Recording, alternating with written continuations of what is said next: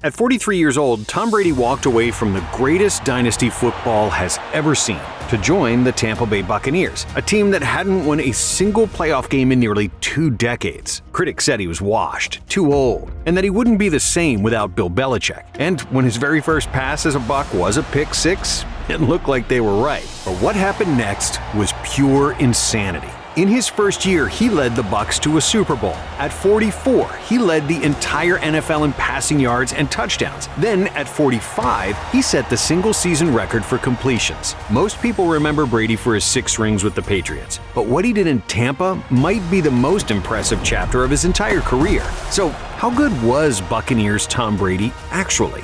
Before Tom Brady ever put on a Buccaneers uniform, his career was already the definition of greatness. He went from a skinny kid out of Michigan, overlooked and passed on 198 times in the 2000 draft, to a 6-time Super Bowl champion, 3-time MVP, and record-shattering legend by 2020. He was the Patriots dynasty. But by the late 2010s, the cracks were starting to show. Sure, Brady had just hoisted his 6th Lombardi trophy in 2018, but even that championship looked different. That Super Bowl win over the Rams was an ugly 13-3 win, carried by a suffocating defense and capped off by one last brilliant throw from Brady to Rob Gronkowski. A year later, everything would fall apart. That season, the Patriots came out red hot, starting 8-0. The defense, one of the best of the Belichick era, was suffocating teams. But Brady, well, for the first time in forever, he looked human. His numbers fell off as he finished with only 24 touchdowns, his lowest total in a decade. His completion percentage dipped. He was constantly throwing the ball away and slamming his helmet on the sideline. And Belichick noticed. For 2 decades, their partnership had been defined by tension. A coach obsessed with control and a quarterback obsessed with winning. It worked because they needed each other. But Belichick had always preached the same philosophy. Better to move on a year early than a year late. He'd done it with Lawyer Malloy, Richard Seymour, Randy Moss, and dozens of other Patriots legends. And now at 42, Tom Brady was next on that list. Behind the scenes, their relationship grew cold. Belichick had reportedly wanted to pass the torch to Jimmy Garoppolo years earlier, only for Robert Kraft to step in and side with Brady. For Tom, that made him feel unappreciated and unwanted.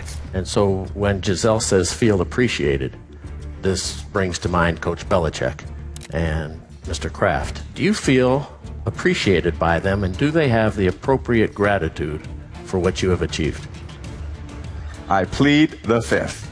Still, Patriots fans believed in the magic. If history had taught them anything, it was that Brady and Belichick would figure it out when it mattered most. And facing the Titans in the wildcard round, the Patriots found themselves down 14-13 with minutes left on the clock. This was Brady time. But on a crucial 3rd down, Brady dropped back, scanned the field, and threw a pass for Philip Dorsett on a short timing route. A routine play, but he missed him, giving the ball back to the Titans. Then, moments later, Brady's final pass as a Patriot was a pick six. After 20 years of dominance, 9 Super Bowl appearances, and 6 rings, that was how it ended. Because in March of 2020, Brady made it official. With a post titled Forever a Patriot, he announced that he was leaving the only franchise he had ever known. That breakup sent shockwaves across the league. For Belichick, it was business as usual, moving on before the decline. But for Brady, it was personal. After years of taking pay cuts, sacrificing weapons, and living under the Patriot way, he was ready to prove that he could win without Belichick. And now, all of a sudden, the most decorated quarterback in NFL history was a free agent. But the question hung over the entire NFL. Who actually wanted Tom Brady at 43 years old? Some teams passed, worried he was too old. Others didn't want to alter their rosters and cultures for a quarterback nearing retirement. But one franchise, desperate for relevance, saw an opportunity. The Tampa Bay Buccaneers, the franchise with the worst winning percentage in NFL history at the time.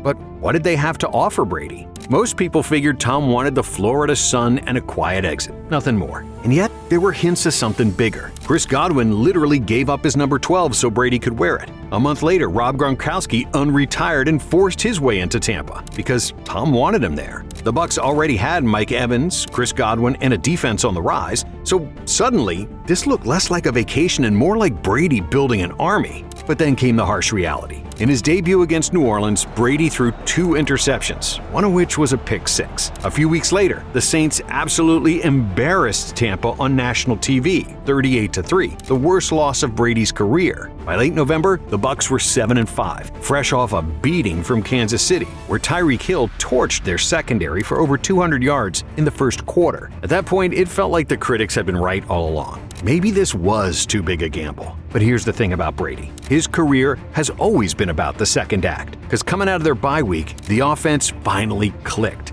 Brady, at 43 years old, started slinging it, carving defenses up with Evans, Godwin, Antonio Brown, and, of course, Gronk. The Bucs closed the season on a 4-game winning streak, finishing 11-5 and snapping a 13-year playoff drought. And then came the playoffs, the stage where Brady's legend lives. First up was Washington, who had the number 2 ranked defense in the league, led by rookie phenom Chase Young, who publicly called out Brady before the game.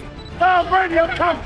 I want Tom. But Tampa Tom threw for 381 yards and 2 touchdowns, becoming the oldest player in NFL history to throw a postseason touchdown pass. Next, New Orleans. It was Drew Brees' final season, a quarterback showdown between the 2 all-time leaders in passing yards. There, Brady ended Brees' career on his own field with a 30-20 win. Following that was the NFC Championship in Lambeau. Brady versus Rodgers, the matchup fans have been dreaming of for years. Brady threw 3 touchdowns, survived 3 interceptions, and walked out of Green Bay with his 10th Super Bowl ticket punched. He became just the second quarterback ever to take 2 different teams to a Super Bowl. And the grand finale was set, Super Bowl 55 in Tampa. The first time a team had ever played a Super Bowl in their own stadium. Brady versus Patrick Mahomes, the GOAT against the young prodigy everyone thought would take his crown. The thing was, it wasn't even close. The Bucs defense smothered Mahomes, while Brady threw 3 touchdowns, 2 of them to Gronk, setting the all-time record for most playoff touchdowns between a QB and a receiver. The final score was 31-9, and Brady lifted his 7th Lombardi trophy, his 5th Super Bowl MVP, and at 43, he became the oldest quarterback in history to win it all. 1 year. That's all it took.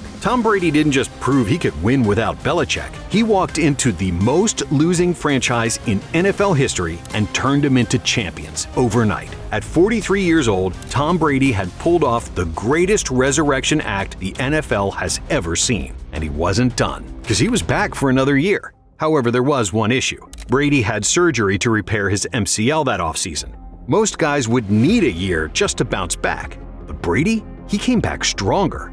Right out of the gate in Week 1 against Dallas, he dropped 379 yards and 4 touchdowns in prime time, hitting Rob Gronkowski twice in the end zone. By Week 3, he was throwing for 432 yards against the Rams, joining Drew Brees as just the second player in NFL history to reach 80,000 passing yards. But October 3rd, 2021 was the moment everyone had circled: Brady's return to Foxborough. Under the bright lights of Sunday Night Football, with Belichick waiting on the other sideline, Brady broke Brees' all-time passing yards record with a 28-yard strike to Mike Evans, right in front of the very fans who had watched him build a dynasty. That night, he became just the 4th quarterback ever to beat all 32 NFL teams with the 19-17 win.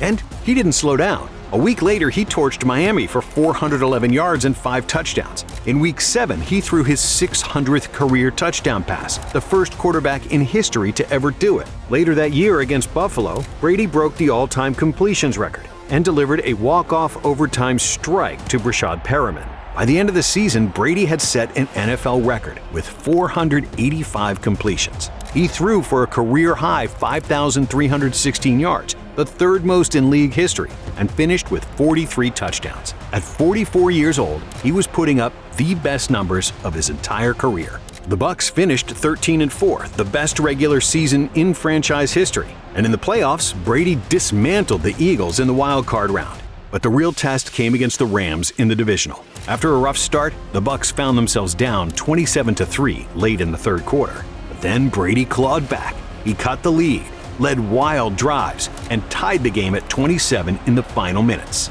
It was like 28-3 all over. The impossible comeback was happening again. But this time the ending was different. A blown coverage let Cooper Kupp get loose, and the Rams ended the game with a last-second field goal. Just like that, Brady's season and Tampa's shot at back-to-back Super Bowls was over. Still, 2021 proved something bigger than another Lombardi, because Brady was still the most productive quarterback in football, still the most feared, and still, in the eyes of many, the best player on the field. At 44, Brady was doing things the league had never seen before. And the scary part was, it looked like he was nowhere near finished. However, that spring, Brady shocked the football world by announcing his retirement. It felt like the end of an era, the final page finally written. But only 40 days later, the announcement that shook the NFL came. Brady breaking the news of his return to Tampa on Twitter late Sunday, writing, "These last 2 months I've realized my place is still on the field and not in the stands. That time will come, but it's not now. I love my teammates and I love my supportive family. They make it all possible." 2022 was Tom Brady's 23rd year in the NFL. Longevity that shouldn't even exist in a sport that chews up careers in 3 or 4 years on average. Brady had already conquered every record, silenced every critic, and cemented his name in history. And yet, he still couldn't walk away. But unlike 2020 or 2021, this season wasn't about dominance. From the very beginning, it felt heavier, more fragile, like the cost of carrying on was finally catching up. The Buccaneers were battered by injuries. The offensive line crumbled, and the running game disappeared. That left Brady to do what he's always done: throw, and throw some more. He broke his own records for completions in a season with 490 and pass attempts. In Week 3, he became the first quarterback in NFL history to hit 85,000 career passing yards. In Week 9 against the Rams, he threw for his 100,000th career yard, with regular season and playoffs combined. And even as defenses battered him, Brady somehow passed Peyton Manning for the most game-winning drives in NFL history, with 55. But the cracks showed. For the first time since 2002, Brady lost 3 straight games. He became the most sacked quarterback in NFL history, a grim reminder of just how much punishment he has endured over the years. And for the first time in his entire career, he had a losing record, 8-9. Off the field, the season mirrored the chaos on it. His divorce dominated headlines. His every move was dissected in a way that made this year feel even more brutal. And yet, even in a broken year, even at 45 years old, Tom Brady still dragged Tampa to an NFC South title, becoming the oldest starting quarterback ever to win a division. His 432-yard, 3-touchdown beatdown of Carolina in Week 17 proved the fire still burned. He wasn't the invincible superhero anymore, but he was still better than almost everyone else. In the wildcard round against Dallas, Brady put up 351 yards and 2 touchdowns, but that wasn't enough. And then, just weeks later, Brady made it official. Good morning, guys. I'll get to the point right away. I'm retiring. For good. That 2022 season was messy, flawed, human even. But even in decline, Brady was breaking records, winning divisions, pulling off last-minute comebacks, and still giving defenses nightmares. We all know what Tom Brady was in New England.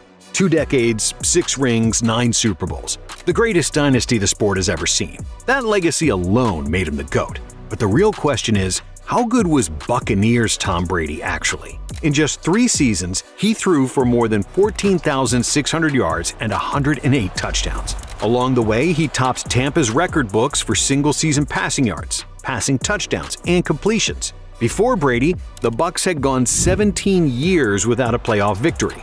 With Brady, they got 5 postseason wins in 2 years, including a Super Bowl in his very first season.